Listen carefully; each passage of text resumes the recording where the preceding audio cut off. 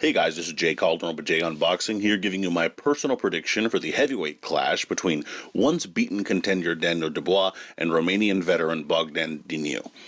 Remember, this is just my take. Yours can be left down in the comments below. I'd love to hear them. As mentioned, this is Dubois versus Dinu, and it's a non-title bout taking place at the Telford International Centre in Telford, England on Saturday. BT Sport in the United Kingdom will be airing the contest. And it's a sort of interesting fight, especially as it pertains to Dubois. Dinu has already tested himself against the top 10 and come up short, but he's skilled enough to keep it interesting, and that's why it really does seem to be a more compelling fight in a way for Dubois, meaning, he really has a chance to retest himself coming off the loss of the Joe Joyce fight in his first loss of his career, but he will have enough, hopefully, opposition coming his way in this fight that it will require him to actually show us a little bit of something. So, with that in mind, let's get into it here.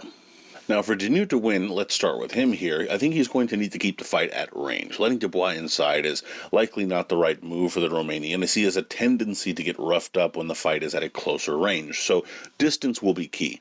Also, he has a shot at walking Daniel into a shot if he keeps boxing and moving. It's important he circles, stays off the ropes, and looks for those openings as Daniel Dubois looks to close the distance, which, of course, I'm sure he will.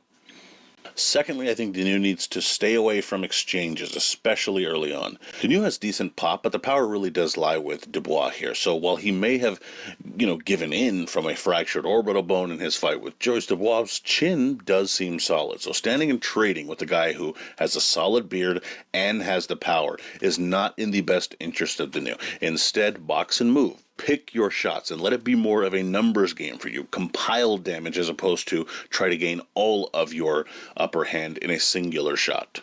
And finally, I will say the jab will be your best bet. I'm mentioning the jab a lot in the respects of just kind of staying busy, boxing and moving, and quite frankly, the reason for that is because it's the key to unlocking the Dubois door. Jabs make him reset. It forces him to be too hesitant to throw. It makes him have to rethink what he's going to do and have to think too much overall. And that gives Dinu his best chance to build up a lead and perhaps capitalize off of his work in the latter rounds. Switching over to the other side here, Dubois, I think he needs to get a fast and fresh start.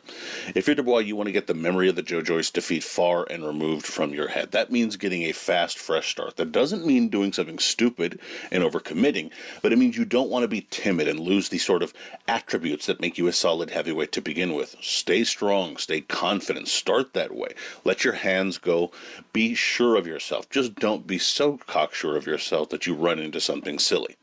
And again, I must stress this. The second thing I would mention here is don't get so overzealous that you try to force the issue. I have to stress this because you just can see that happening where someone might try too hard and you'll make some silly mistakes. Don't come out wild and try proving some point. Don't look for this quick knockout that really doesn't serve you any purpose and can in fact only make you more vulnerable.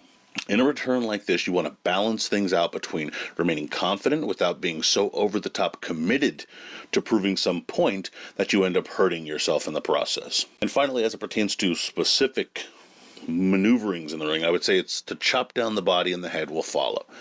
In terms of a specific punch, I think just an attack on the body is the right approach. Work the body. This does two things for Dubois. Firstly, Dinu has been hurt to the body in previous counters like against Gerald Miller, but secondly, it opens up the headshots when they do tend to lower their guard from the body attack. This will allow the straight right hands of Dubois to find a home and hopefully find him success for himself as the fight progresses. And my pick here is nothing spectacular or over the top. I think most people know what it's going to be. While you can never be so sure how someone returns, my gut says Dubois has more than enough to deal with Dinu in this fight. He'll feel his way through the first couple of frames, pick up pace in the third and fourth rounds, and by the mid-rounds, after some decent body attacks and getting his man to lower his guard, the right hands will do the trick, and he gets a mid-fight stoppage. Daniel Dubois via mid-fight stoppage. And of course, the betting odds do seem to go with me in this one as well. Dubois is a minus 5,000 favorite with Dinu at a plus 1,500. Again, if you have no reason to bet on this fight and just want to lay a little bit of money on something, of course, small bet on a long shot, but there really is not a lot of play here, to be honest with you. In any event, my prediction record for the week, going into the weekend rather, is 14-5-1 with 6 exact. Let me know what you guys think down in the comments. Would love to hear from you there. Love to hear your thoughts, predictions, bets, so on and so forth. What do you think of the fight? How do you think Dubois will look in his return? Love to hear from that as well. Please be sure to like, comment, share, subscribe, and follow at jcalderon_JOB. You can email me at jonboxing@gmail.com. Would love to hear from you there. Be sure to check out jonboxing.com for schedule, results, betting odds, rankings, and more. And as always, until next time.